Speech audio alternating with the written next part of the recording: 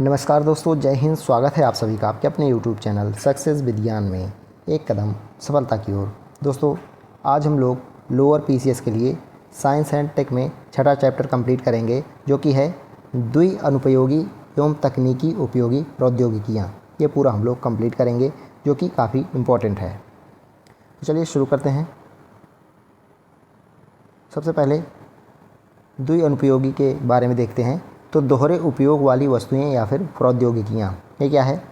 तो दोहरे उपयोग वाली वस्तुएं वे वस्तुएं हैं जिनका उपयोग नागरिक और सैन्य दोनों के लिए किया जा सकता है। तो ऐसी वस्तुएं या फिर ऐसी प्रौद्योगिकी जिसका उपयोग नागरिक और सैन्य सेवाओं दोनों के लिए किया जा सके, वो द्विअनुपयोगी प्रौद्योगिकियाँ या फिर वस्तुएं कहलाएंगी। दोहरे उपयोग वाली वस्तुओं और प्रौद्योगिकी के उदाहरणों में ग्लोबल पोजिशनिंग सैटेलाइट्स, मिसाइल, परमाणु प्रौद्योगिकी, रासायनिक और जैविक उपकरण, रात दृष्टि प्रौद्योगिकी, थर्मल इमेजिंग, ड्रोन इत्यादि जो है शामिल हैं। तो ये दोहरे उपयोग वाली प्रौद्योगिकियाँ हैं। हाइपरसोनिक्स ये देखते हैं।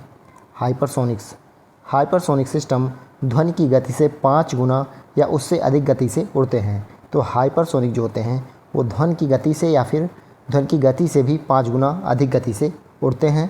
इनका उपयोग कम लागत वाले उपग्रह प्रक्षेपणों के लिए और उपग्रहों में के विफल होने पर बैकअप के रूप में किया जा सकता है।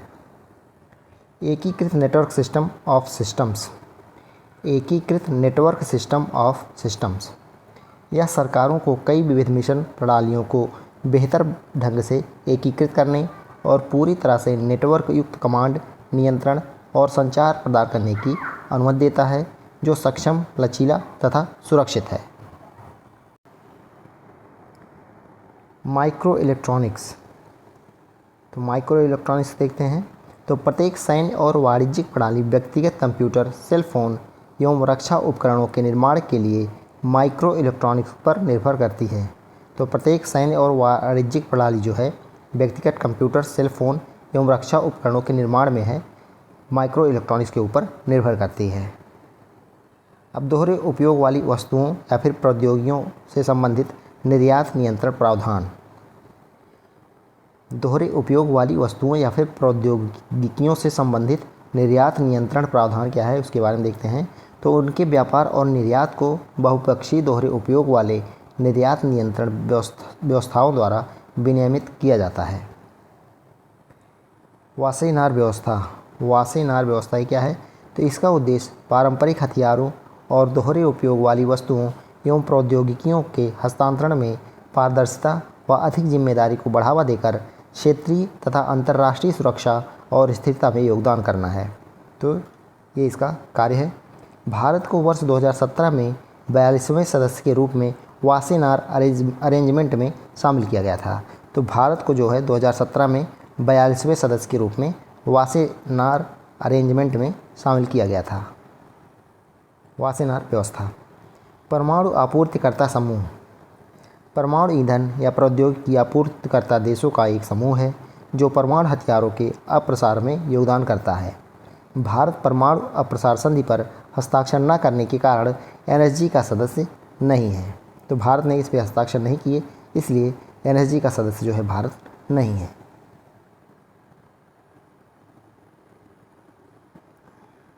ऑस्ट्रेलिया ग्रुप, ये क्या है?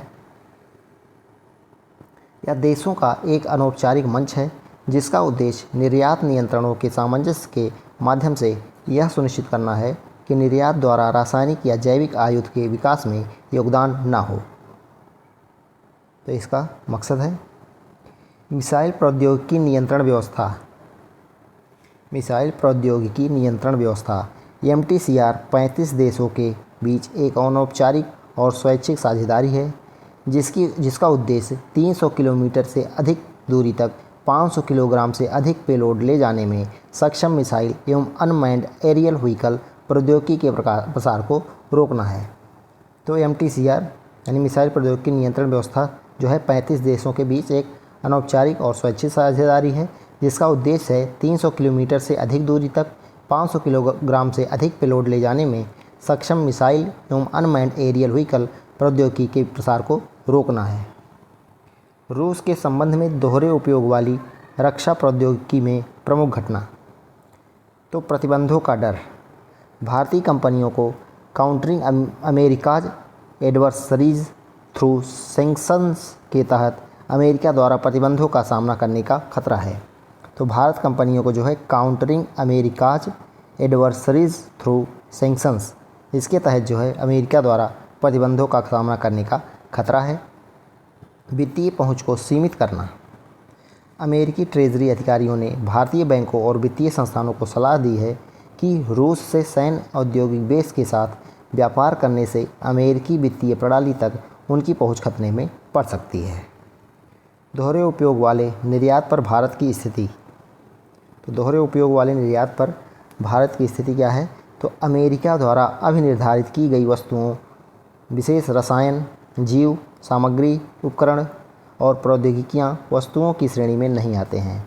तो अमेरिका द्वारा अभी निर्धारित की गई वस्तुएं जैसे विशेष रसायन, जीव सामग्री, उपकरण और प्रौद्योगिकियां जो हैं ये वस्तुओं की श्रेणी में नहीं आते हैं, जिसके व्यापार के लिए लाइसेंस की आवश्यकता होती है। चीन की भूमिका और अमेरिका की चिंताएं। अमेरिका ने कहा कि चीन मशीन टूल्स, माइक्रो इलेक्ट्रॉनिक्स और नाइट्रोसेलुलोज का शीर्ष आपूर्तिकर्ता है, जो युद्ध सामग्री एवं रॉकेट प्रणोदन के निर्माण के लिए महत्वपूर्ण है। अमेरिका ने 300 से अधिक कंपनियों को काली सूची में डाल दिया है तथा दावा किया है कि चीन रूस को प्रमुख दोहरे उपयोग वाली वस्तुओं का प्रमुख आपूर्तिकर्ता है। ईरान ने रूस को गोला बारूद, तोप के गोले और ड्रोन की आपूर्ति की है। तो ईरान ने रूस को गोला बारूद, तोप के गोले और ड्रोन की आपूर्ति की है। यहाँ पे ईरान को रूस ने किया होगा, ये थोड़ा गड़बड़ लिख उठा है, ईरान को रूस ने किया होगा।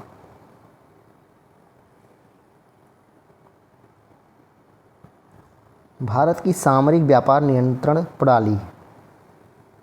भारत की सामरिक व्यापार नियंत्रण प्रणाली थोड़ा बड़ा करके देख लेते हैं। सामरिक व्यापार नियंत्रण राष्ट्रीय सीमाओं के पार दोहरे उपयोग वाली वस्तुओं, सेवाओं और प्रौद्योगिकियों के प्रवाह के प्रबंधन से संबंधित कानून एवं विनियमन है। तो सामरिक व्यापार नियंत्रण जो है राष्ट्रीय सीमाओं के पार दोहरे उपयोग वाली वस्तुओं, सेवाओं और प्रौद्योगिकियों के प्रवाह के प्रबंधन से संबंधित कानून एवं विनियमन है। इस्कोमेट सूची। तो भारत इस्कोमेट सूची के तहत दोहरे उपयोग वाली वस्तुओं, परमाणु संबंधित वस्तुओं और सॉफ्टवेयर एवं प्रौद्योगिकी सहित सैन्य वस्तुओं के निर्यात को नियंत्रित करता है। ये कानून और विनियमन मुख्य रूप से देश के वाणिज्यिक तथा सुरक्षा संबंधी विचारों में संतुलन बनाए रखने के लिए ऐसी वस्तुओं के निर्यात को नियंत्रित करने पर केंद्रित है। इसके अलावा ये कानून और विनियमन मुख्य रूप से देश के वाणिज्यिक तथा सुरक्षा संबंधी विचारों में संतुलन बनाए रखने के लिए ऐसी वस्तुओं को निर्यात को नियंत्रित करने पर केंद्रित हैं। इसके महत्वपूर्ण विधानों में शामिल है जैसे सामूहिक विनाश के हथियार और उनकी आपूर्ति प्रणाली, गैर कानूनी गतिविधियों का निषेध अधिनियम 2005, शस्त्र अधिनियम 1959, परमाणु ऊर्जा अधिनियम 1962, रासायनिक हथियार कन्वेंशन अधिनियम 2000 और विस्फोटक अधिनियम 1884 आदि। तो ये विनियमन इसमें शामिल हैं। भारत में सेमीकंडक्टर। तो हाल ही में भारत सरकार ने अपनी सेमीकंडक्टर महत्वाकांक्षाओं को आगे बढ़ाने की ओर ध्यान केंद्रित किया है और इस क्रम में केंद्रीय मंत्रिमंडल ने गुजरात में टाटा समूह और ताइवान की पावर चिप के नेतृत्व वाले $11 बिलियन के चिप निर्माण संयंत्र को मंजूरी दी है। वर्तमान स्थिति देखते हैं। तो बाजार का आकार। इकोनॉमिक टाइम्स में प्रकाशित एक हालिया रिपोर्ट के अनुसार वर्ष 2023 में भारत का सेमीकंडक्टर बाजार का मूल्य जो है $45 बिलियन था। तो 2023 की रिपोर्ट के अनुसार भारत का सेमीकंडक्टर बाजार मूल्य जो है $45 बिलियन था। विकास अनुमान। उपर्युक्त रिपोर्ट के अनुसार भारत का सेमीकंडक्टर बाजार वर्ष 2030 तक 13% की बचत के साथ तेज़ी से बढ़कर $100 बिलियन से अधिक हो जाने का अनुमान है। तो रिपोर्ट के अनुसार जो है भारत का सेमीकंडक्टर बाजार जो है 2030 तक 13% की बचत के साथ तेज़ी से बढ़कर $100 बिलियन से अधिक हो जाने का अनुमान लगाया गया है, जो कि 2023 में $45 बिलियन है। विशाल घरेलू बाजार। तो विश्व की सबसे बड़ी आबादी वाली अर्थव्यवस्था के रूप में भारत के पास सेमीकंडक्टर के लिए खपत का काफ़ी बड़ा घरेलू बाजार उपस्थित है। भारत में 2024 की पहली छमाही में चीन के बाद 5G स्मार्टफोन का दूसरा सबसे बड़ा बाजार बनकर उभरा है, जिसके भविष्य में और बढ़ने की उम्मीद है। इसके अलावा सरकारी सहायता और प्रोत्साहन। सरकार ने देश में सेमीकंडक्टर और डिस्प्ले विनिर्माण पारिस्थितिकी तंत्र के विकास के लिए सेमीकॉन इंडिया कार्यक्रम को मंजूरी दी है। बुनियादी ढांचे का विकास। सेमीकंडक्टर विनिर्माण इकाइयों और असेंबलिंग, परीक्षण, अंकन और पैकेजिंग सुविधाओं की स्थापना इस उद्योग के लिए एक मजबूत आधार तैयार कर रही है। रणनीतिक साझेदारियाँ। वैश्विक सेमीकंडक्टर हितधारकों के साथ सहयोग और अमेरिका तथा जापान जैसे देशों के साथ प्रौद्योगिकी साझेदारियाँ भारत की क्षमताओं को बढ़ा रही हैं, जिससे प्रौद्योगिकी हस्तांतरण को भी बढ़ावा मिल रहा है। Bharat semiconductor mission ISM, Indian semiconductor mission, इसके बारे में थोड़ा देखते हैं बड़ा करके। ISM को इलेक्ट्रॉनिक और IT मंत्रालय यानी MEIT के तत्वावधान में 76,000 करोड़ रुपए के कुल वित्तीय परिव्यय के साथ वर्ष 2021 में शुरू किया गया था। तो ISM को कब शुरू किया गया था? 2021 में 76,000 करोड़ के वित्तीय परिव्यय के साथ। इस कार्यक्रम का उद्देश्य सेमीकंडक्टर, डिस्प्ले विनिर्माण और डिज़ाइन पारिस्थितिकी तंत्र में निवेश करने वाली कंपनियों को वित्तीय सहायता प्रदान करना है। इसके अलावा यह देश में टिकाऊ सेमीकंडक्टर और डिस्प्ले पारिस्थितिकी तंत्र के विकास के लिए व्यापक कार्यक्रम का हिस्सा है। सेमीकंडक्टर और डिस्प्ले उद्योग के वैश्विक विशेषज्ञों के नेतृत्व में ISM योजनाओं के कुशल, सुसंगत और सुचारू कार्यान्वयन के लिए नोडल एजेंसी के रूप में कार्य करेगा। अगला पॉइंट है भारत में सेमीकंडक्टर फैब्स की स्थापना के लिए संशोधित योजना। भारत में सेमीकंडक्टर फैब्स की स्थापना के लिए संशोधित योजना। तो इसके तहत सिलिकॉन CMOS आधारित सेमीकंडक्टर फैब्स हेतु 50% राजकोषीय सहायता प्रदान करना शामिल है। तो इसके तहत सिलिकॉन CMOS आधारित सेमीकंडक्टर फैब्स हेतु 50% राजकोषीय सहायता प्रदान करना शामिल है, जिसका उद्देश्य बड़े निवेश को आकर्षित करना तथा देश के इलेक्ट्रॉनिक्स विनिर्माण पारिस्थितिकी तंत्र एवं मूल्य श्रृंखला को मजबूत करना है। भारत में डिस्प्ले फैब की स्थापना के लिए संशोधित योजना। इसके तहत TFT, LCD और AMOLED डिस्प्ले पैनल के विनिर्माण हेतु निवेश आकर्षित करने के क्रम में 50% राजकोषीय सहायता प्रदान की जाती है, जिससे देश के इलेक्ट्रॉनिक्स विनिर्माण पारिस्थितिकी तंत्र को मजबूती मिलेगी। भारत में कंपाउंड सेमीकंडक्टर और ATMP सुविधाएं स्थापित करने के लिए संशोधित योजना। तो भारत में एक योजना चल रही है कंपाउंड सेमीकंडक्टर और ATMP सुविधाएं स्थापित करने के लिए संशोधित योजना के तहत compound semiconductor, silicon photonics, sensors और डिस्क्रीट सेमीकंडक्टर फैब्स की स्थापना पर पूंजीगत व्यय के लिए राजकोषीय सहायता प्रदान करना शामिल है। Semicon India future design linked incentive scheme के तहत Semicon India future design linked incentive scheme के तहत सेमीकंडक्टर डिज़ाइन हेतु वित्तीय सहायता प्रदान की जाती है, जिसमें व्यय पर 50% तक 15 करोड़ की सीमा तक 50% तक है, लेकिन 15 करोड़ से ज़्यादा नहीं, और 5 वर्षों में शुद्ध बिक्री कारोबार पर 6% -4% यानी 30 करोड़ की सीमा प्रोत्साहन प्रदान किया जाना शामिल है।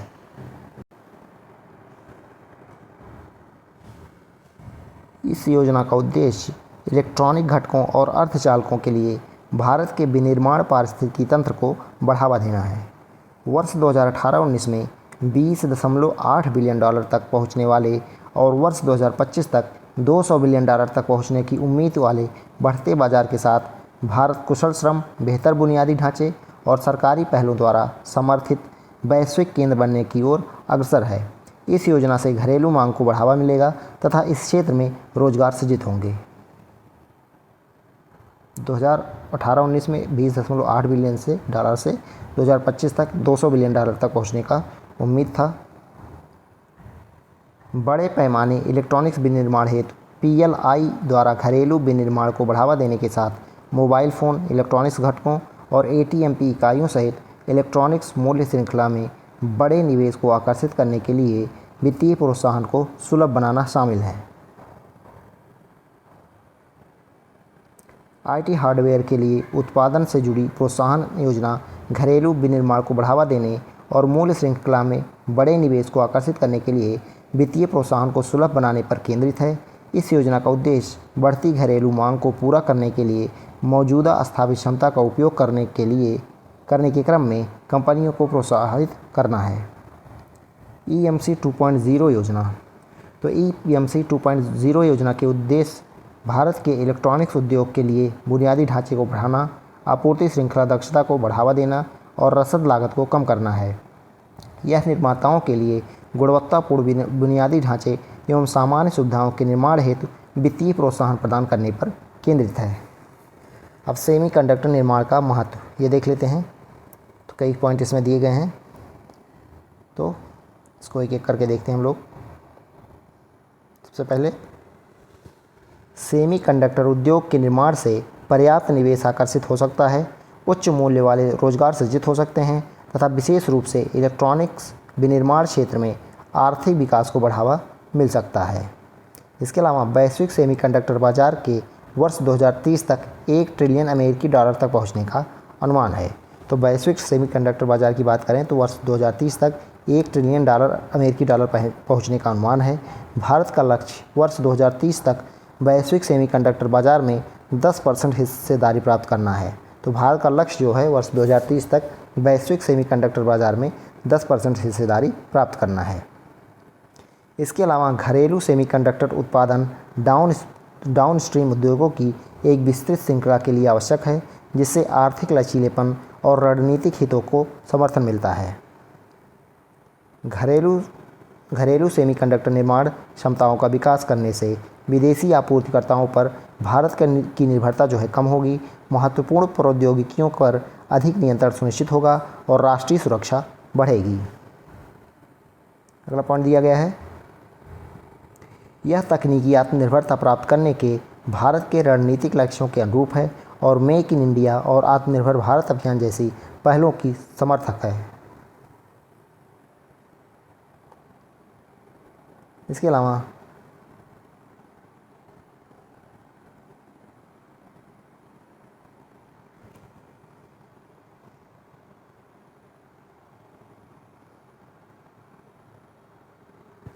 भारत चौथी औद्योगिक क्रांति, जैसे उद्योग 4.0 के रूप में भी जाना जाता है, तो भारत चौथी औद्योगिक क्रांति, जिसे उद्योग 4.0 के नाम से भी जाना जाता है, को अपना रहा है, जिसमें सेमीकंडक्टर की प्रमुख भूमिका है। देश में कृत्रिम बुद्धिमत्ता यानी AI, ड्रोन और क्वांटम कंप्यूटिंग जैसी उभरती प्रौद्योगिकियों में अग्रणी बनने की क्षमता है। अगला पॉइंट इसमें है, सेमीकंडक्टर विनिर्माण में निवेश करने के से अनुसंधान और विकास को बढ़ावा मिलने के साथ, एक मिनट बड़ा कर लें थोड़ा, तो सेमीकंडक्टर विनिर्माण में निवेश करने से अनुसंधान और विकास को बढ़ावा मिलने के साथ देश में नवाचार की संस्कृति को बढ़ावा मिलता है। यह दीर्घकालिक विकास और प्रतिस्पर्धात्मकता को बनाए रखने के लिए आवश्यक है। अगला पॉइंट कौन सा है? अगला पॉइंट इधर दिया गया है। इसके अलावा भारत अपने इलेक्ट्रॉनिक उपकरणों का लगभग 65 से 70% आयात मुख्य रूप से चीन से करता है। स्थानीय विनिर्माण क्षमता स्थापित करने से इस निर्भरता को कम किया जा सकता है। अभी हाल फिलहाल भारत 65 से 70% जो है आयात करता है इलेक्ट्रॉनिक उपकरण को, कहाँ से? ज़्यादातर चीन से। इसके अलावा इन क्षेत्रों में प्रगति को सुविधाजनक बनाने, नवाचार को बढ़ावा देने और विभिन्न क्षेत्रों में उत्पादकता बढ़ाने के लिए एक मजबूत सेमीकंडक्टर पारिस्थितिकी तंत्र महत्वपूर्ण होगा। सेमीकंडक्टर को अर्थव्यवस्था का युगफूल माना जाता है, इसलिए इस उद्योग में एक प्रमुख हितधारक के रूप में भारत का उदय इसकी वैश्विक स्थिति को बेहतर कर सकता है और इसे प्रौद्योगिकी एवं इलेक्ट्रॉनिक्स विनिर्माण केंद्र के रूप में स्थापित कर सकता है। ये बातें हो गई यहाँ पे। आगे देखते हैं, वैश्विक सेमीकंडक्टर बाजार में चुनौतियाँ। वैश्विक सेमीकंडक्टर बाजार में चुनौतियाँ, आपूर्ति श्रृंखला और अवसंरचना संबंधी बाधाएं। तो सेमीकंडक्टर विनिर्माण को कच्चे माल के लिए विश्वसनीय आपूर्ति श्रृंखला स्थापित करना एक महत्वपूर्ण चुनौती बनी हुई है। उद्योग में आवश्यक अवसंरचना जैसे कि क्लीन रूम और विशेष सुविधाएं यानी फैब का भी अभाव है, जो सेमीकंडक्टर निर्माण के लिए महत्वपूर्ण है। सेमीकंडक्टर निर्माण एक अत्यधिक जटिल प्रक्रिया है। तो सेमीकंडक्टर निर्माण जो है एक अत्यधिक जटिल प्रक्रिया है, जिसमें अक्सर 500 से 1500 चरण शामिल होते हैं, जो संदूषण से बचने के लिए क्लीन रूम में किया जाता है। इस पारिस्थितिकी तंत्र को विकसित करने हेतु महत्वपूर्ण निवेश एवं तकनीकी विशेषज्ञता की आवश्यकता होती है। अगला पॉइंट है, सेमीकंडक्टर विनिर्माण संयंत्रों की स्थापना के लिए निरंतर अनुसंधान एवं विकास व्यय के साथ साथ पर्याप्त पूंजी निवेश की आवश्यकता होती है। इन परियोजनाओं का वित्तीय बोझ अक्सर कई कंपनियों के लिए चुनौतीपूर्ण होता है। बुनियादी ढांचे के अलावा कंपनियों को उन्नत प्रौद्योगिकी, प्रतिभा और उपकरणों में निवेश करने की आवश्यकता होती है, जिससे सेमीकंडक्टर के लिए पूंजी की आवश्यकता और बढ़ जाती है। अगला पॉइंट है, सेमीकंडक्टर निर्माण के लिए चिप डिजाइन, निर्माण, परीक्षण और पैकेजिंग जैसे क्षेत्रों में कुशल पेशेवरों की आवश्यकता होती है। भारत को ऐसे ही कुछ कुशल श्रमिकों की कमी का सामना करना पड़ रहा है, जिससे सेमीकंडक्टर उत्पादन को बढ़ाने की उसकी क्षमता सीमित हो गई है। वैश्विक प्रतिस्पर्धा का बाजार। वैश्विक प्रतिस्पर्धा और बाजार पर कुछ देशों का ही नियंत्रण है, जिसमें ताइवान और दक्षिण कोरिया वैश्विक चिप फाउंड्री बेस का 80% हिस्सा रखते हैं। तो बाज़ार में जो है कुछ देशों का ही नियंत्रण है, जिसमें से ताइवान और दक्षिण कोरिया जो है वैश्विक चिप फाउंड्री बेस का लगभग 80% हिस्सा रखते हैं। भारत को चीन और अन्य सेमीकंडक्टर हब के साथ साथ कड़ी प्रतिस्पर्धा का सामना करना पड़ रहा है। एआई चिप में एनवीडिया का प्रभुत्व।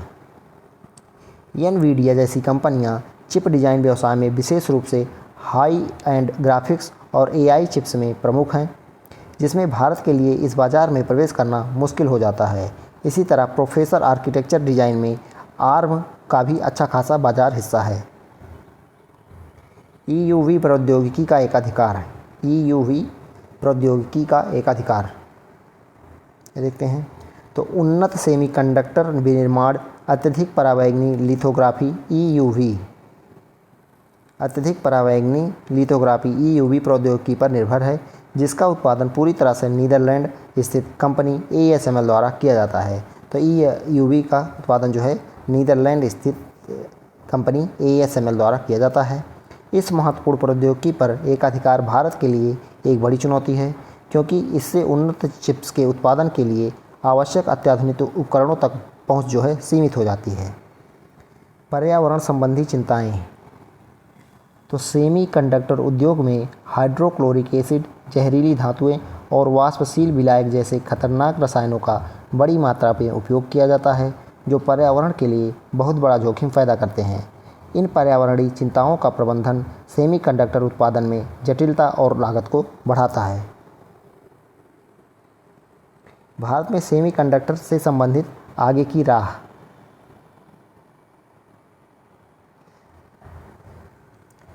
उन्नत सेमीकंडक्टर अर्धचालक प्रौद्योगिकियों में कुशल प्रतिभाओं का समूह तैयार करने के लिए इन कार्यक्रमों को उद्योग की आवश्यकताओं के अनुरूप होना चाहिए। हाल ही में कंपनियों और सरकार ने विभिन्न कॉलेजों में आवश्यक सेमीकंडक्टर केंद्रित पाठ्यक्रम शुरू करने के लिए मिलकर कार्य किया है। वर्ष 2023 में सरकार ने घोषणा की कि सिर्फ भारत में 300 से अधिक अग्रणी संस्थान सेमीकंडक्टर विशेष पाठ्यक्रम की शुरुआत करेंगे, जो सही दिशा में एक सकारात्मक कदम होगा। तो 2023 में जो है सरकार ने घोषणा की है कि सिर्फ भारत में 300 से अधिक अग्रणी संस्थान जो हैं सेमीकंडक्टर विशेष पाठ्यक्रम की शुरुआत करेंगे, जो सही दिशा में एक सकारात्मक कदम है। अनुसंधान एवं विकास R&D रिसर्च एंड डेवलपमेंट। वैश्विक सेमीकंडक्टर बाजार में प्रतिस्पर्धा के लिए भारत को अनुसंधान एवं विकास में निवेश को काफ़ी बढ़ाना होगा। इसमें स्वदेशी उत्पाद डिजाइन और बौद्धिक संपदा विकास का समर्थन करना शामिल है। जो छोटी कंपनियों और स्टार्टअप्स को वैश्विक स्तर पर प्रतिस्पर्धा करने में सक्षम बना सकता है। अगला पॉइंट है प्रोत्साहन और नीतियाँ। प्रोत्साहन और अनुकूल नीतियों के माध्यम से निरंतर सरकारी समर्थन से अधिक निवेश आकर्षित होगा। भारत सेमीकंडक्टर मिशन ISM और राज्य स्तरीय पहल सही दिशा में उठाए गए कदम हैं। विभिन्न राज्यों ने अनुकूल नीतियों और प्रोत्साहनों के माध्यम से सेमीकंडक्टर विनिर्माण को समर्थन देने के लिए पहल शुरू की है। उदाहरण के लिए उत्तर प्रदेश ने उत्तर प्रदेश सेमीकंडक्टर नीति 2024 की शुरुआत की है। तो उत्तर प्रदेश ने उत्तर प्रदेश सेमीकंडक्टर नीति 2024 की शुरुआत की है। ये राज्य स्तरीय प्रयास भारत सेमीकंडक्टर मिशन ISM के पूरक हैं। वैश्विक साझेदारी। तो अंतर्राष्ट्रीय सहयोग और संयुक्त उद्यमों को प्रोत्साहित करके चिप डिप्लोमेसी भारत को पूंजीगत बाधाओं को दूर करने तथा अपने विकास को बढ़ावा देने में सहायता कर सकती है, जिससे वैश्विक सेमीकंडक्टर क्षेत्र में इसकी स्थिति मजबूत होगी। विशिष्ट प्रौद्योगिकियों पर ध्यान। भारत को MEMS micro electromechanical system MEMS micro electromechanical system और सेर जैसे विशिष्ट प्रौद्योगिकियों के विकास पर ध्यान केंद्रित करना चाहिए, जो IoT यानी इंटरनेट ऑफ थिंग्स, ऑटोमोटिव और दूरसंचार जैसे उद्योगों के लिए तेज़ी से महत्वपूर्ण होते जा रहे हैं। ये प्रौद्योगिकियां भारत को वैश्विक सेमीकंडक्टर बाजार के विशिष्ट क्षेत्रों में नेतृत्व करने का अवसर प्रदान करती हैं। निजी क्षेत्र की भागीदारी को बढ़ावा देना। भारत में सेमीकंडक्टर विनिर्माण को बढ़ावा देने के लिए निजी क्षेत्र की भागीदारी आवश्यक है। निजी कंपनियां जोखिम उठाने की क्षमता और वैश्विक नेटवर्क तक पहुंच प्रदान करती हैं, जो तीव्र विकास के लिए महत्वपूर्ण है। टाटा समूह द्वारा ताइवान की power chip semiconductor manufacturing corporation PSMC के सहयोग से गुजरात के धोलेरा में भारत का पहला सेमीकंडक्टर निर्माण संयंत्र का निर्माण किया जा रहा है। तो टाटा समूह द्वारा ताइवान की power chip semiconductor manufacturing corporation यानी PSMC के सहयोग से गुजरात के धोलेरा में भारत का पहला सेमीकंडक्टर निर्माण संयंत्र का निर्माण किया जा रहा है। निजी क्षेत्र की पहलों को और अधिक बढ़ावा तथा प्रोत्साहन दिया जाना चाहिए। इस सेमीकंडक्टर के बारे में कुछ बातें बताई गई हैं, देख लेते हैं। सेमीकंडक्टर चिप्स आधुनिक इलेक्ट्रॉनिक्स की रीढ़ है। यह सिलिकॉन वेफर पर लाखों करोड़ों ट्रांजिस्टर, रजिस्टर और कैपेसिटर को एक साथ एकीकृत कर सकने की क्षमता रखता है। चिप डिज़ाइन VLSI यानी वेरी लार्ज स्केल इंटीग्रेशन तकनीक पर आधारित है। तो चिप डिज़ाइन जो है VLSI इस तकनीक पर आधारित है। सेमीकंडक्टर की मूल अवधारणाएं। सेमीकंडक्टर कंडक्टर और इंसुलेटर के बीच चालकता। सेमीकंडक्टर में प्रयोज्य मुख्य पदार्थ तो सिलिकॉन और जर्मेनियम। तो सेमीकंडक्टर में प्रयोज्य मुख्य पदार्थ जो है सिलिकॉन और जर्मेनियम है। डोपिंग तो शुद्ध सिलिकॉन में अशुद्धियाँ मिलाकर N टाइप फास्फोरस या P टाइप बोरॉन सेमीकंडक्टर बनाया जाता है। तो डोपिंग क्या है? तो शुद्ध सिलिकॉन में अशुद्धियाँ मिलाकर, जैसे N टाइप किसे बोलेंगे जिसमें फास्फोरस मिलाया गया हो, और P टाइप जिसमें बोरॉन मिलाया गया हो, ऐसे सेमीकंडक्टर बनाए जाते हैं। ट्रांजिस्टर का आविष्कार 1947 में बेल लैब द्वारा जॉन बार्डीन, वाल्टर ब्रेटन और विलियम शॉकले द्वारा किया गया था। तो ट्रांजिस्टर का आविष्कार कब हुआ था? 1947 में बेल लैब्स द्वारा। और वैज्ञानिक कौन कौन से थे? जॉन बार्डीन, वाल्टर ब्रेटन और विलियम शॉकले, इन्होंने किया था। तीनों वैज्ञानिकों को 1956 में नोबेल पुरस्कार से सम्मानित किया गया। उपयुक्त PN जंक्शन से डायोड ट्रांजिस्टर और IC बनते हैं। चिप डिज़ाइन की प्रक्रिया VLSI design flow. Specification chip की ज़रूरतें तय करना, स्पीड, पावर आदि। RTL डिज़ाइन यानी वेरिलॉग या VHDL भाषा में कोड लिखना। वेरिफिकेशन एंड सिमुलेशन गलतियाँ चेक करना। लॉजिक सिंथेसिस कोड को गेट लेवल सर्किट में बदलना। Physical design floor planning, placement and routing, transistor व्यवस्थित करना। ये हो गया। फैब्रिकेशन तो फोटोलिथोग्राफी और डोपिंग। सातवां है टेस्टिंग एंड पैड केजिंग, तो चिप को पैक करके टेस्ट करना। तो ये इसका आखिरी जो है। अब चिप के प्रकार। डिजिटल IC तो microprocessor, CPU, memory, RAM, ROM, GPU आदि। एनालॉग IC तो सेंसर, एम्पलीफायर आ गए इसमें। ASIC तो इसमें एप्लीकेशन स्पेसिफिक कस्टम चिप है ये। FPGA या फील्ड प्रोग्रामेबल। महत्वपूर्ण तथ्य एवं नियम। मूर का नियम, मूर्स लॉ। गॉर्डन मूर 1965 हर 18 से 24 महीने में ट्रांजिस्टर की संख्या जो है वो दोगुनी हो जाती है। तो मूर का कहना है कि हर 18 से 24 महीने में ट्रांजिस्टर की संख्या जो है दोगुनी हो जाती है। वर्तमान technology 3nm 2nm node Apple और TSMC में। चिप्स का उपयोग तो smartphone, computer, EV, 5G, AI, defence, medical device इत्यादि में। भारत में semiconductor chip design. India semiconductor mission ISM 2021 में शुरू हुआ। यह मिशन भारत सरकार के मिनिस्ट्री ऑफ इलेक्ट्रॉनिक्स और IT के तहत शुरू किया गया है। ISM 2.0 जो है केंद्रीय बजट 2026-27 में घोषित हुआ है। वित्त वर्ष 2026-27 के लिए 1000 करोड़ रुपए का प्रावधान किया गया है। और मिशन का मुख्य लक्ष्य सेमीकंडक्टर उपकरण, chemicals, full stack Indian IP और सप्लाई चेन बनाना है। मिशन के तहत 10 प्रोजेक्ट को मंजूरी दी जा चुकी है। तो मिशन के तहत 10 प्रोजेक्ट मंजूर हो चुके हैं। CMOS तकनीक, इसका फुल फॉर्म देखते हैं तो complementary metal oxide semiconductor, CMOS तकनीक, जो कि बेहद महत्वपूर्ण है। फिर से देख लीजिए CMOS का फुल फॉर्म क्या है, कॉम्प्लीमेंट्री मेटल ऑक्साइड सेमीकंडक्टर। तो यह चिप बनाने की सबसे ज़्यादा इस्तेमाल होने वाली तकनीक है। इस तकनीक से बनी चिप कम बिजली खपत करती है, तेज़ स्पीड के साथ इसका साइज भी छोटा होता है। इस तकनीक में 2 प्रकार के ट्रांजिस्टर जो है प्रयोग में आते हैं। पहला NMOS N टाइप, दूसरा PMOS P type.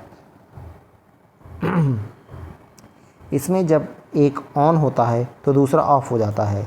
Mobile, computer, सभी आधुनिक चिप्स में CMOS इस्तेमाल होता है। इसमें नैनोमीटर नोड प्रयोग होता है। 7nm, 5nm, 3nm, 2nm। Node जितने छोटे होंगे उतने ज़्यादा ट्रांजिस्टर लगेंगे, यानी ये नैनोमीटर है। स्पीड उतनी ही तेज़, बिजली की खपत उतनी ही कम होगी। तो नोड जितने छोटे होते हैं उतने ज़्यादा ट्रांजिस्टर उसमें लगेंगे, स्पीड उतनी ही तेज़, बिजली की खपत उतनी ही कम होगी। ट्रांजिस्टर और चिप का विकास तो 1947 में ट्रांजिस्टर का आविष्कार हुआ बेल लैब में। 1958 में पहला IC बना, यानी इंटीग्रेटेड सर्किट, जैक किल्बी द्वारा। 1971 में पहला माइक्रो प्रोसेसर बना, इंटेल 4004। तो पहला माइक्रो प्रोसेसर कौन सा था, इंटेल 4004। कब बना, 1971 में। 1975 में मूर का नियम शुरू हुआ। 2026 में भारत में ISM 2.0 के तहत कमर्शियल प्रोडक्शन शुरू हुआ। चिप में इस्तेमाल होने वाली भाषाएं तो वेरिलॉग और VHDL हार्डवेयर डिस्क्रिप्शन लैंग्वेज हैं, ये इस्तेमाल होती हैं। RTL register transfer land code लिखने के लिए। चिप बनाने वाली महत्वपूर्ण कंपनियां और उनके योगदान ये देखते हैं तो TSMC ताइवान की कंपनी है। TSMC दुनिया की सबसे बड़ी फाउंड्री जो एप्पल, NVIDIA के लिए चिप बनाती है। सैमसंग कोरिया की कंपनी है, खुद के लिए चिप डिज़ाइन बनाती है। इंटेल USA की कंपनी है, या एक IDM यानी इंटीग्रेटेड डिवाइस मैन्युफैक्चरर है। भारत में मुख्य कंपनियों की बात करें तो Tata electronics, micron, CG power और केन्स, ये भारत की मुख्य कंपनियां हैं। सेमीकंडक्टर का उपयोग तो रक्षा में, मिसाइल, रडार, ड्रोन में, ऑटोमोबाइल में, EV, आपास यानी सेल्फ ड्राइविंग में, AI and 5G high speed chips में। बिग डेटा तकनीक तो बिग डेटा तकनीक क्या है, तो बिग डेटा छोटी छोटी सूचनाओं का विशाल स्तर पर संग्रहण है। ये सूचनाएं स्ट्रक्चर्ड, अनस्ट्रक्चर्ड अथवा सेमी स्ट्रक्चर स्वरूप में होती हैं तथा इनके विश्लेषण द्वारा किसी भी व्यक्ति के बारे में 85 से 90% की सटीकता में अनुमान लगाया जा सकता है। बिग डेटा को मूलतः 3V के स्वरूप में विशेषित किया जाता है। ये 3V क्या क्या हैं, तो वॉल्यूम यानी कि मात्रा, वेलोसिटी यानी कि गति तथा वैरायटी यानी कि प्रकृति, ये 3Vs हैं। वॉल्यूम से तात्पर्य संग्रहित डेटा की मात्रा से है। डेटा की मात्रा सूचनाओं के महत्व और उसकी क्षमता को निर्धारित करती है। बिग डेटा की दूसरी प्रमुख विशेषता इसकी वेलोसिटी यानी कि गति है। बिग डेटा का स्वरूप इस बात पर भी निर्भर करता है कि वह किस गति से उपलब्ध एवं प्रोसेस हो पा रहा है। बिग डेटा की तीसरी प्रमुख विशेषता जो है इसकी वैरायटी से है। तो वैरायटी से तात्पर्य सूचनाओं के प्रकार एवं प्रकृति से है।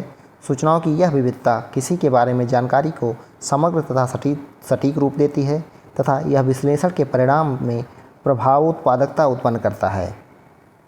बिग डेटा किसी भी स्थिति या व्यक्ति के बारे में छोटी से छोटी जानकारियों को इकट्ठा कर उसे विभिन्न एल्गोरिदम के द्वारा एक सूचना से दूसरी सूचना की तुलना करता है, उसके बीच सहसंबंध तलाशने का प्रयास करता है तथा इस आधार पर कुछ प्रत्यक्ष और अप्रत्यक्ष निष्कर्ष निकालता है।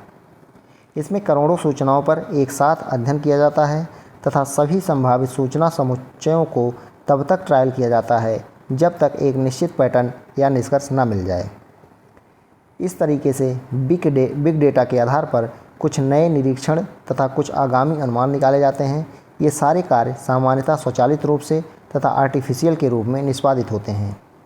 सूचनाओं के अस्त व्यस्त अंबार में से अर्थपूर्ण निष्कर्ष तक पहुंचने के लिए सामान्यतः कटिंग एंड एनालिटिक्स तकनीक का प्रयोग किया जाता है। तो सूचनाओं के अस्त व्यस्त अंबार में से अर्थपूर्ण निष्कर्ष तक पहुंचने के लिए सामान्यतः कटिंग एज एनालिटिक्स का जो है प्रयोग किया जाता है।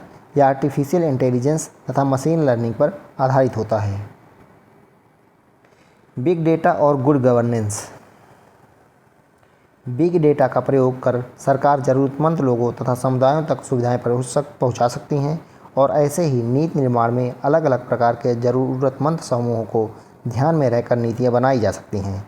इससे न केवल ज़रूरतमंदों तक लाभ पहुंचेगा बल्कि संसाधनों का अनुकूलतम उपयोग भी हो सकेगा। अपनी नीतियों के प्रदर्शन के आधार पर सरकार ट्रेंड को विश्लेषित कर लोगों के आगामी अनुभवों तथा व्यवहार का अंदाज़ा लगा सकती है और समय रहते कदम उठा सकती है। सरकार इसके आधार पर कृषि, स्वास्थ्य, रोजगार, शिक्षा आदि क्षेत्र में उचित नीतियां जो हैं बना सकती है। इसके आधार पर प्रशासन में अपराध, सुरक्षा, प्राकृतिक आपदा आदि के पैटर्न का अध्ययन कर उचित प्रबंधन किया जा सकता है।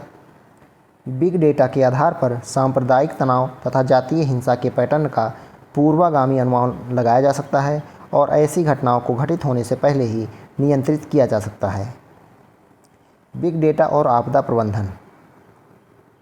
बिग डेटा का उपयोग कर आपदाओं की प्रकृति एवं उसके प्रभाव का सूक्ष्म अध्ययन किया जा सकता है। साथ ही इसके प्रयोग से आने वाले आपदाओं के पैटर्न को भी समझा जा सकता है। इसका उपयोग कर आपदाओं का पूर्वानुमान भी लगाया जा सकता है तथा इसके प्रभाव को कम भी किया जा सकता है। इसके आधार पर कृषि तथा फसलों के पैटर्न का पूर्वानुमान कर कृषि आपदाओं से भी बचा जा सकता है और ज़रूरतमंदों को खाद्य सुरक्षा मुहैया कराई जा सकती है। साथ ही निर्यात के लिए भी उचित माहौल तैयार किया जा सकता है। बिग डेटा और हेल्थ केयर। बिग डेटा के विश्लेषण द्वारा दवाओं के उपयोग, रोग की सामान्य प्रकृति तथा लोगों द्वारा अपनाए जाने वाले उपायों आदि के आधार पर स्वास्थ्य कर लोगों में जागरूकता फैलाई जा सकती है तथा डॉक्टर्स को भी आगामी रूप से सचेत किया जा सकता है।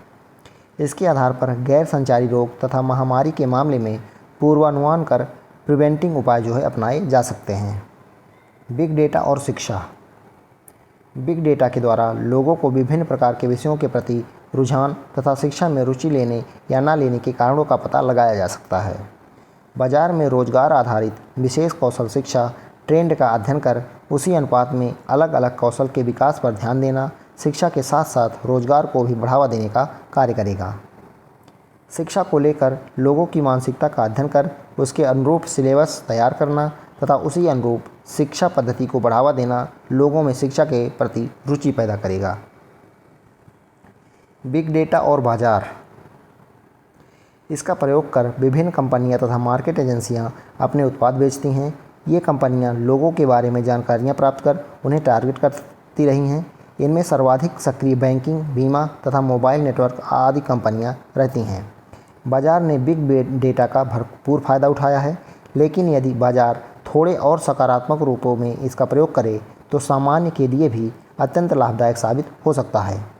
उदाहरण के लिए देखें तो यदि बाजार अपने उत्पादों को बेचने में केवल उत्पादक तथा उपभोक्ता का संबंध न रखकर इसमें नैतिकता को भी महत्वपूर्ण स्थान दे तो यह वाकई एक महत्वपूर्ण तकनीक साबित होगी।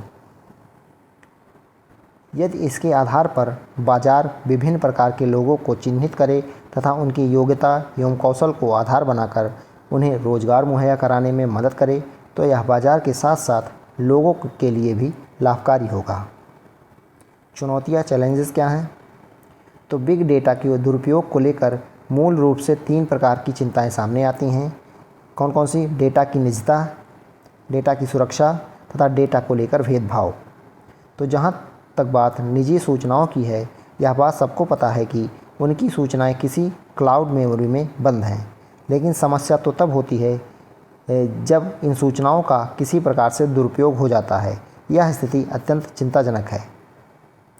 इसके अलावा किसी भी वेबसाइट या ऐप के द्वारा व्यक्ति की गैर जानकारी में कोई भी निजी सूचना लेना एक प्रकार से आपराधिक कृत्य है। इसके लिए ठोस कानून का होना अत्यंत आवश्यक है। इसी से जुड़ी दूसरी चिंता डेटा की सुरक्षा को लेकर है।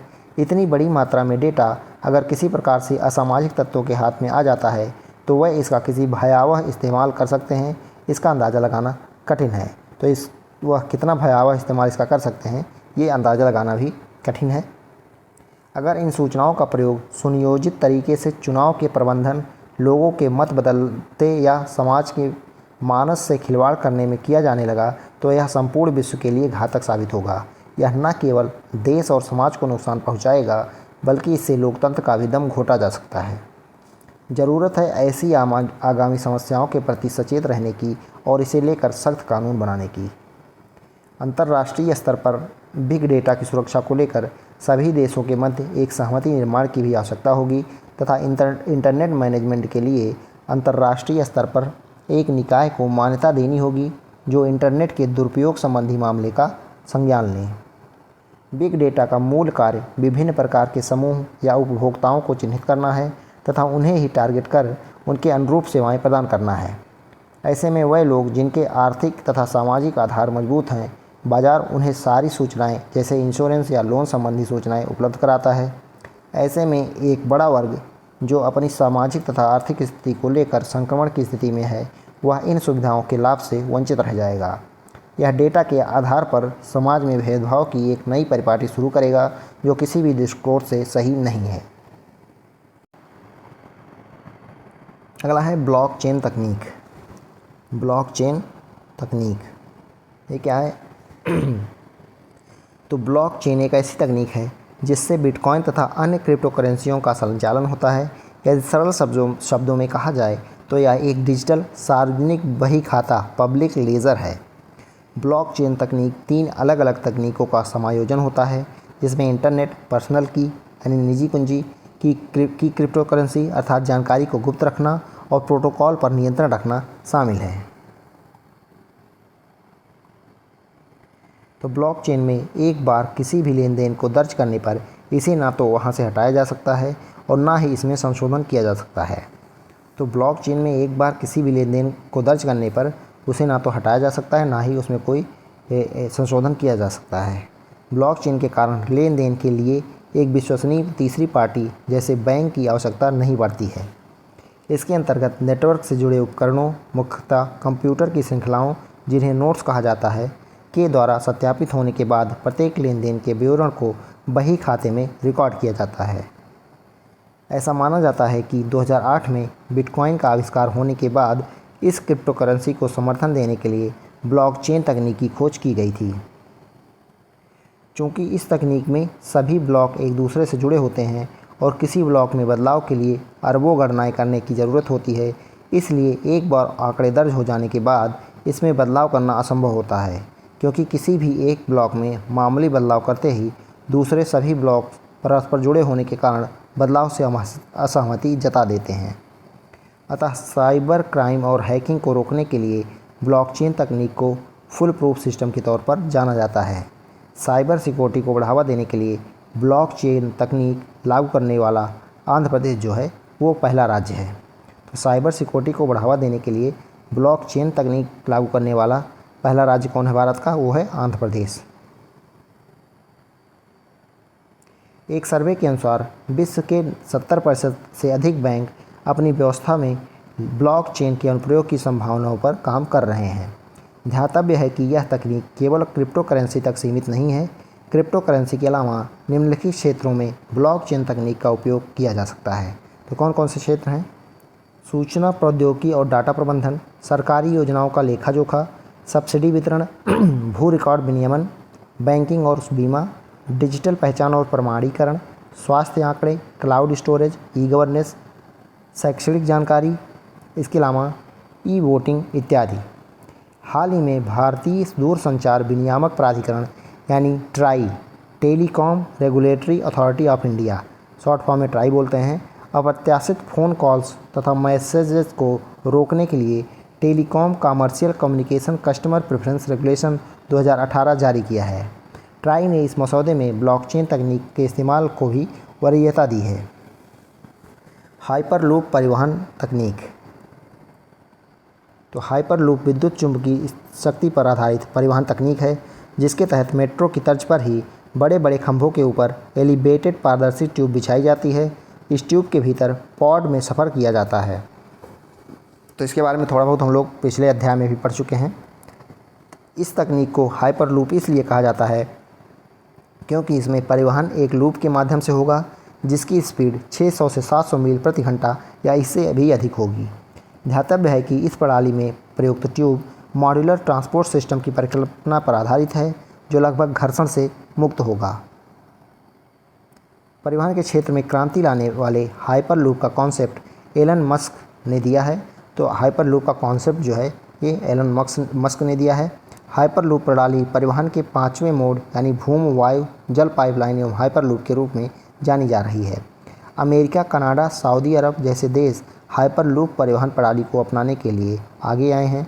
इन देशों में हाइपरलूप वन नामक कंपनी इस परिकल्पना को साकार रूप देने के काम में जुट गई है। हाल ही में रिचर्ड ब्रांसन ने के नेतृत्व वाले लंदन स्थित वर्जिन ग्रुप ने हाइपरलूप परिवहन प्रणाली के विकास के लिए महाराष्ट्र सरकार के साथ समझौता पत्र पर हस्ताक्षर किए हैं। तो हाल ही में रिचर्ड ब्रांसन के नेतृत्व वाले लंदन स्थित वर्जिन ग्रुप ने हाइपरलूप परिवहन प्रणाली के विकास के लिए महाराष्ट्र सरकार के साथ समझौता पत्र पर हस्ताक्षर किए हैं। इसका मूल उद्देश्य औद्योगिक राजधानी मुंबई और पुणे के बीच यातायात की वर्तमान 3 घंटे की अवधि को कम करना है। तो इसका जो मूल उद्देश्य है, औद्योगिक राजधानी मुंबई और ठाणे के बीच जो वर्तमान में 3 घंटे की अवधि लगती है यातायात की, उसको कम करना है। इस दिशा में हाइपरलूप परिवहन प्रणाली लगभग 20 मिनट में यह दूरी तय कर लेगी। तो 3 घंटे की दूरी जो है लगभग 20 मिनट में ही तय हो जाएगी। इसके लाभ क्या हैं? एडवांटेज। तो हाइपरलूप प्रणाली समय और धन की बचत के लिए अति उपयोगी सिद्ध होगी। साथ ही उत्सर्जन एवं ध्वनि प्रदूषण जैसी समस्याओं से भी निजात मिलेगी। इस प्रणाली में पॉड की आवृत्ति बढ़ाने से अधिक संख्या में यात्रियों को यात्रा कराई जा सकती है, जो लगभग वर्ष में 150 मिलियन यात्रियों की संख्या हो सकती है। इस प्रणाली का जहां प्रबंधन करना सरल है, वहीं यातायात प्रणाली यातायात जाम से भी निजात दिलाने में सहायक होगी। Pod taxi. पॉड टैक्सी क्या है ये हम लोग देख लेते हैं।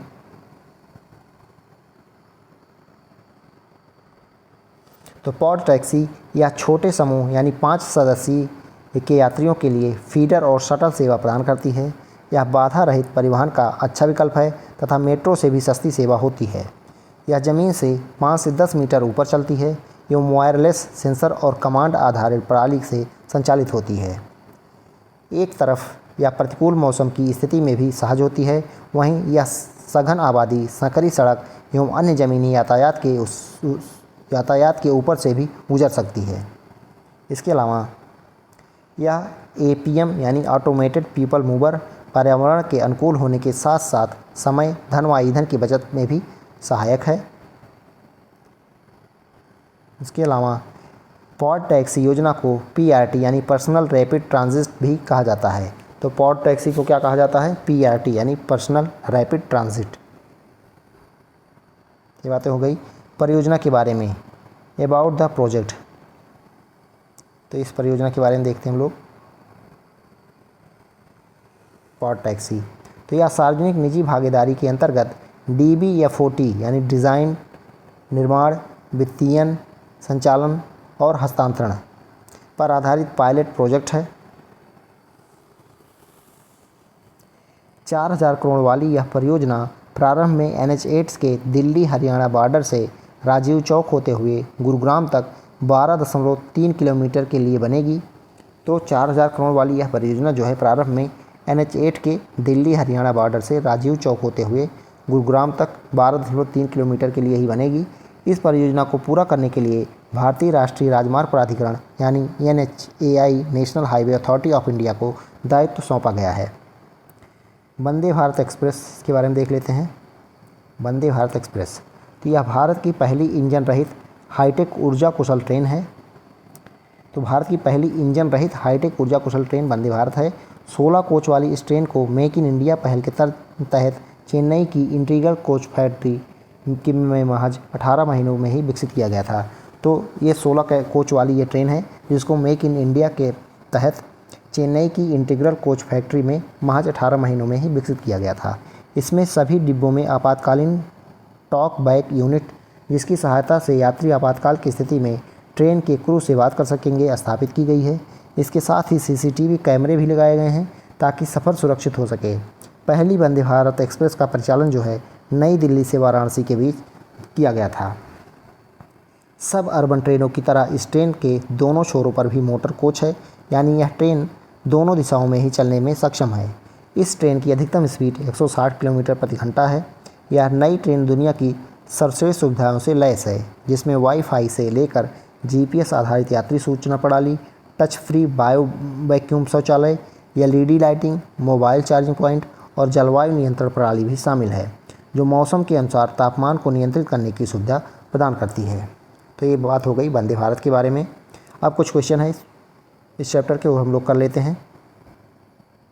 तो पहला दिया गया है, ब्लॉकचेन प्रौद्योगिकी के बारे में निम्नलिखित में से कौन सा कथन सबसे सटीक है? तो यह एक डिस्ट्रीब्यूटेड लेज़र है जिसमें रिकॉर्डों को बाद में बदलना कठिन होता है। तो ब्लॉकचेन क्या है? It is a distributed ledger where records are difficult to alter retroactively. तो इसको बदला नहीं जा सकता है। तो यह डिस्ट्रीब्यूटेड लेज़र है जिसमें रिकॉर्डों को बाद में बदलना कठिन होता है। ब्लॉकचेन एक विकेंद्रीकृत नेटवर्क का उपयोग करता है जहां डेटा क्रिप्टोग्राफिक रूप से जुड़े ब्लॉकों में संग्रहित होता है, जिससे बाद के ब्लॉकों को बदले बिना पिछले अभिलेखों को बदलना लगभग असंभव हो जाता है। अगला, द्वि-अनुपयोगी प्रौद्योगिकी यानी डुअल यूज टेक्नोलॉजी से क्या तात्पर्य है? तो ऐसी तकनीक जो नागरिक और सैन्य दोनों उद्देश्यों के लिए प्रयोग की जा सकती है वो द्वि-अनुपयोगी प्रौद्योगिकी कहलाती है। नेक्स्ट है, निम्न में से कौन सी तकनीक द्वि-अनुपयोगी नहीं मानी जाती? कौन सी नहीं मानी जाती? तो परमाणु ऊर्जा माना जाता है, जैव प्रौद्योगिकी भी माना जाता है, रॉकेट प्ररोधन भी, जबकि साधारण बिजली का बल्ब जो है ये द्वि-अनुपयोगी नहीं मानी जाती। वासेनार व्यवस्था, वासेनार अरेंजमेंट का मुख्य उद्देश्य क्या है? तो द्वि-अनुपयोगी वस्तुओं और तकनीकों के निर्यात पर नियंत्रण, ये इसका मुख्य उद्देश्य है। भारत में द्वि-अनुपयोगी वस्तुओं के निर्यात को नियंत्रित करने वाला मुख्य कानून कौन सा है? तो WMD एक्ट 2005। निम्न में से कौन सी तकनीक द्वि-अनुपयोगी है और जैव आतंकवाद में इस्तेमाल हो सकती है? तो क्रिस्पर जीन एडिटिंग।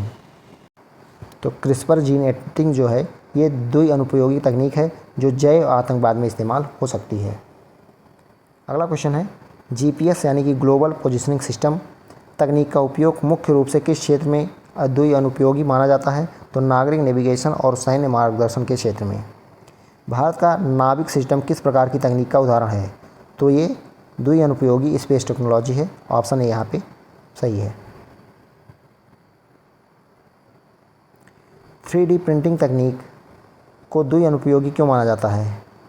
तो 3D प्रिंटिंग तकनीक हथियार और मेडिकल इम्प्लांट दोनों बना सकती है, इसलिए इसको द्वि-अनुपयोगी माना जाता है।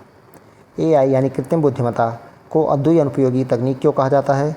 क्योंकि स्वास्थ्य निदान और स्वायत्त हथियार दोनों में इसका उपयोग हो सकता है। ड्रोन UAV तकनीक का द्वि-अनुपयोगी पहलू क्या है? तो यह कृषि सर्वेक्षण और सैन्य हमला दोनों में इसका इस्तेमाल हो सकता है, इसलिए। साइबर सुरक्षा तकनीक द्वि-अनुपयोगी क्यों मानी जाती है? तो डेटा सुरक्षा और हैकिंग दोनों में उपयोग हो सकती है। परमाणु रिएक्टर से प्राप्त प्लूटोनियम का द्वि अनुपयोगी क्या है? तो ये बिजली उत्पादन और परमाणु हथियार दोनों में इसका उपयोग हो सकता है, इसीलिए ये द्वि उपयोगी है। नैनो टेक्नोलॉजी को द्वि अनुपयोगी क्यों माना जाता है? क्योंकि दवा वितरण और जैविक हथियार दोनों संभव है इससे, नैनो टेक्नोलॉजी से। अगला क्वेश्चन है, भारत का मेक इन इंडिया कार्यक्रम द्वि अनुपयोगी तकनीकों को बढ़ा देता है, ये क्यों? क्योंकि रक्षा और नागरिक क्षेत्रों दोनों में। हाँ, रक्षा और नागरिक दोनों क्षेत्रों में। क्वांटम कंप्यूटिंग को द्वि अनुपयोगी क्यों माना जाता है? क्योंकि क्रिप्टोग्राफी तोड़ने और नई क्रिप्टोग्राफी बनाने में। तो ये चैप्टर ख़त्म हुआ। अब अगला एक बड़ा चैप्टर है और इम्पॉर्टेंट चैप्टर है अंतरिक्ष प्रौद्योगिकी, जो कि हम लोग अगली बार करेंगे। काफ़ी बड़ा चैप्टर है और इम्पॉर्टेंट भी है, तो आप लोग चैनल को सब्सक्राइब कर लीजिए। बाकी प्लेलिस्ट जाके बाकी वीडियो देख सकते हैं, और इकोलॉजी डिजास्टर मैनेजमेंट का भी प्लेलिस्ट बन चुका है, वहाँ से आप जाके देख सकते हैं। इसका PDF आपको अगर चाहिए तो आप हमारे टेलीग्राम चैनल से जुड़ सकते हैं, जिसका लिंक डिस्क्रिप्शन में और फर्स्ट कमेंट में आपको मिल जाएगा। धन्यवाद। जय हिंद।